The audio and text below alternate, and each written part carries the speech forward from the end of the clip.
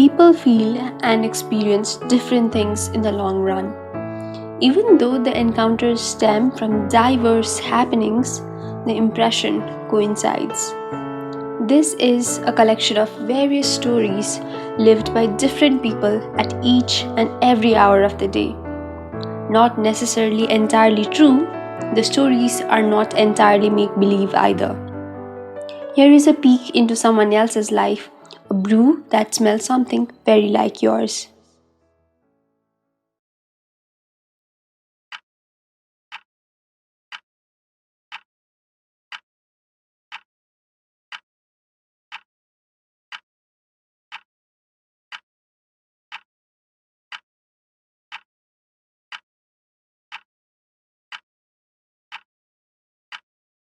The night demands sleep, but I have no sleep left in me. It's been 2 hours. I've been lying on my bed, changing sides now and then. I'm exhausted and every part of my body is aching. The unfavorable events of the other day keeps creeping on my head. I cringe, close my eyes only to see it more vividly. I open my eyes, stare at the dark and stillness of the night. The loud turbulence within is making no difference to the eerie calm of the dark. My eyes are wet and slowly the tears fall onto my pillow. How I wish things were different, easier. I take a deep breath and close my eyes again. My internal arguments buzz loudly in my ears. I can't do it. I go through my phone. Maybe some peaceful music will help. I put on some music and lay awake. Having a roommate is both wonderful and difficult at the same time. You have very little privacy. They pick up on your bad moods and triggers faster than you. And if you have one with an opposite day and night schedules or conveniences, well, good luck to you. It's not only the opposed nature that you have to adjust to, it's also about some silly requests and your questionable liberty. For an instance, let me tell you about two roommates. They had contrasting characters, not always, but mostly. One of them went to bed late, while the other early. One did not care about noise, while the other required silence. Well, you get the difference. So one night, as such, the early riser was already in bed, and the other partner was up strolling through internet. A friend here, who was still awake, was craving for some midnight snack. So he opened a packet of instant noodles and started munching it in. Crunch, crunch, crunch. It was the dead of night, and the only thing distinguishably loud was silence. Crunch, crunch, crunch. His roommate woke to his crunching. "Hey, can you eat with less noise?" he said. "Oh, sorry, okay," he replied, and started cautiously chewing his food.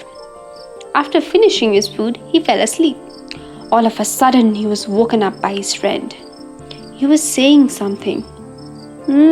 What happened?" he asked sleepily. "You're breathing too loud. Breathe quietly, will you?"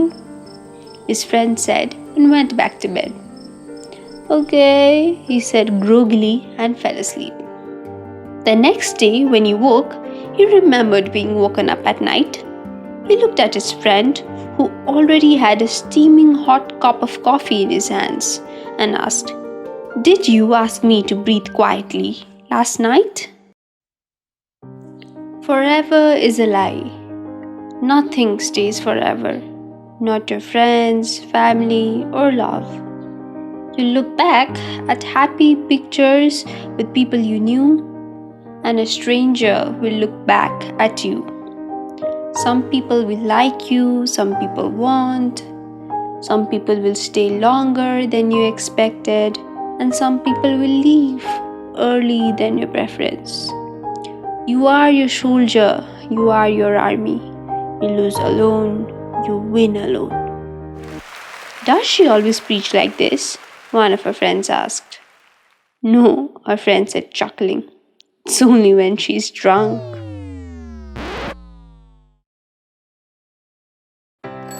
The alarm was ringing in full volume. He woke up startled. Thank goodness he did not oversleep again. His exam was due on 5 hours and he had still to complete half the syllabus. He sat up and looked at his sleeping roomie. He got down from his bed and started shaking his friend awake. Hey, wake up! It's 3 a.m. Okay, 5 minutes, please, his friend replied sleepily and went back to sleep.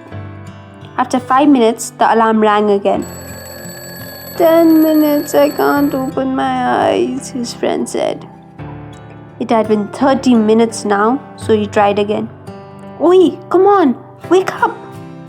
Okay, I'm up, his friend said, sitting up and turning the pages of his book. 5 minutes later, when he glanced at his friend, he was already asleep again. She cannot move and she cannot sleep. I never should have allowed her to sleep with me again, she thought. She looked sideways at her sister. She was snoring right in her ears. Her hands were wrapped around her waist and legs climbing over her own, making it impossible to move at all. Get off me, will you? She said, pushing her sister aside. Her sister did not reply. However, she stopped snoring. I hate you, she mumbled. I love you too, her sister replied. This is so freaking early. Who puts classes at 6:30 a.m.? Somebody did, and here I am bearing the consequences. I don't want to go. I really don't want to go. So naturally, I step outside. It's still dark. The weather is slightly chilly. Winter is getting closer. It's 5 a.m. in the morning and I'm walking to my classes. I have my headphones on and some random song is playing. I'm trying to muffle the extravagant sounds of the passing vehicles, however they are stubbornly playing in the background. I'm taking one reluctant steps after next. I might be late. There are people like me hurrying up and about to their classes. I look around. Most of them are students in uniform. A similar girl in a uniform is walking a few steps ahead of me. A man is coming from the other side. As he comes close to the unsuspecting girl, he groups the girl and walks off as if nothing happened. I'm puzzled and confused, but not as much as that girl. She looks back, but walks on. 100 things are buzzing in my mind, louder than the music in my ears. As I pace up, I'm walking along with the girl. I look at her. She looks back at me, and without a word to each other, we trudge on. It has been how many weeks, months, years even, she does not quite remember. Maybe she does, but she does not want to count anymore. She only knows it has been long, a long time since he left. Maybe not that long. Wasn't it only yesterday? Only yesterday when he came to pick her up, or when they celebrated the weekend together, or when they had their last fight, or only yesterday was it not, when he said, I'm sorry, this is goodbye, but please when it's time, will you meet me on the other side? Wasn't it only yesterday? Every single day for more than a year or so, she has been waking up with a heavy heart. She does not sing the songs they sang together or hear them even. She does not go to places they have walked together. They only make her feel more empty than she already does, if it is even possible. But today is different. Because today she feels different. Her heart does not feel like lead anymore. It still hurts, but it's okay. It's going to be okay. As she freshens up and makes her coffee, she puts an old favorite song on. She closes her eyes, drowning in the music. I loved you. I know you realized it earlier than I did. I want you to know I'll be fine. I made peace with myself, with you. Thank you for everything. And just like that, she took a giant leap ahead.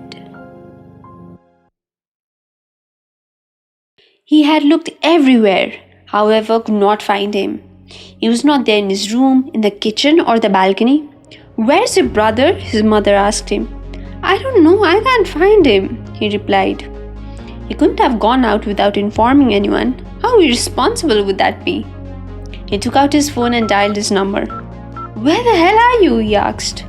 You locked me out in the terrace, you idiot! I was out of balance to call. I've been shouting for like 15 minutes.